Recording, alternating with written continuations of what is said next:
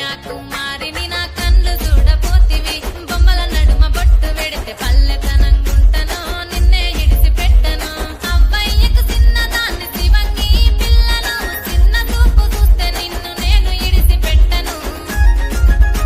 ఓ పిల్లగా అరరే ఓ పిల్లగా అమ్మో ఓ పిల్లగా వెంకటేశు చూడకపోతుంటవో కానకపోతుంటవో నా పిల్లగా వెంకటేశు చూడకపోతుంటవో కానకపోతుంటవో